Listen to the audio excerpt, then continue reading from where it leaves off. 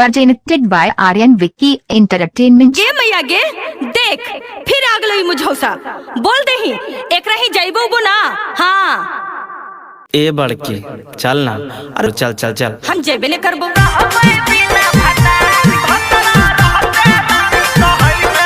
Presented by Aryan Vicky Entertainment। Music by Amit Gupta.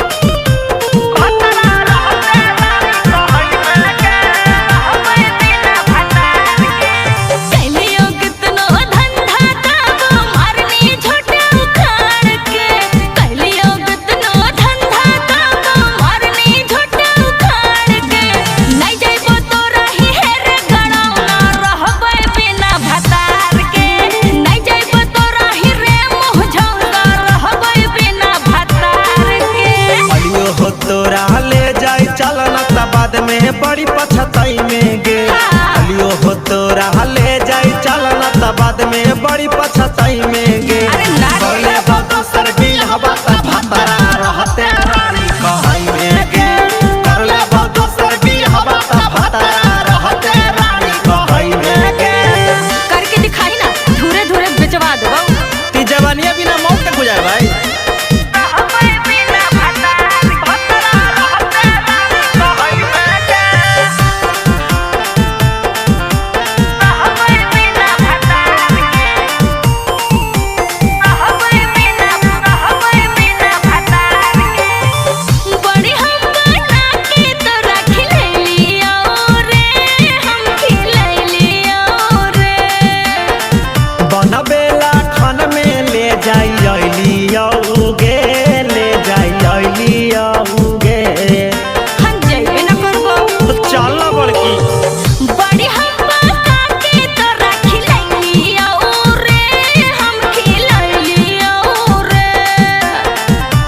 बेला खान में ले जाई लिया उगे ले जाई लिया उगे कदेले दूबर पातर रोजे लाते मुके मार के कदेले दूबर पातर रोजे लाते जूते मार के नहीं जाइबे तोरा ही रे मुझौसा रहबे बिना भतार के करले बहु सर भी हवा त भतरा रहते रानी कहई में तोरा पता चलतो पता तो चलिए रहा तोरा बिना नींदिया ना बा की करी।